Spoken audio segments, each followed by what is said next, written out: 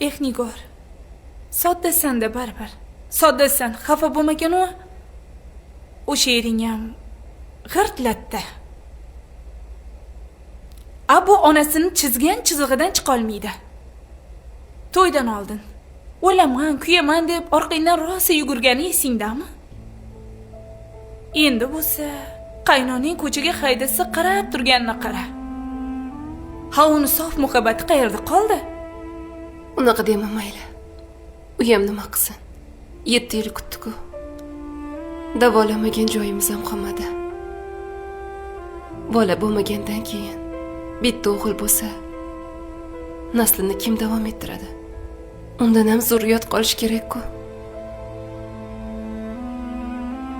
Undan nima? Voy Nigor, hali ko'rasan. Boshqasiga uylansa, undan ham farzand ko'ra olmasa, hali oyog'ingga yalinib keladi. Meni ham erim xuddi shunaqa bo'lgan. Ha, bu erkaklarning hammasi bir go'r.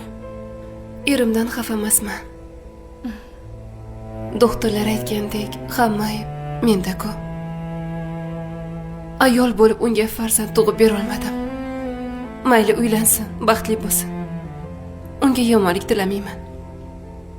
Endi bu yog'iga oyoqqa turishim kerak. Dadamga ham og'irligim tushmasin. Dadangga ham qoyil qolmadim.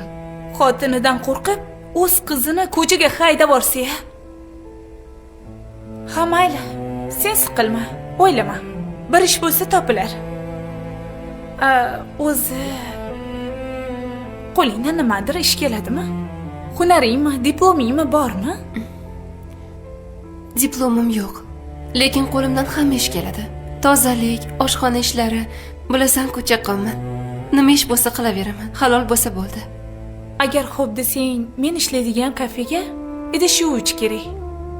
Mehnati og'ir, soatlab tik turasan. Lekin oyligi vaqtida beriladi. Idish yuvish bo'lsa, nima qilibdi? Uyda qilmagan ishimmi?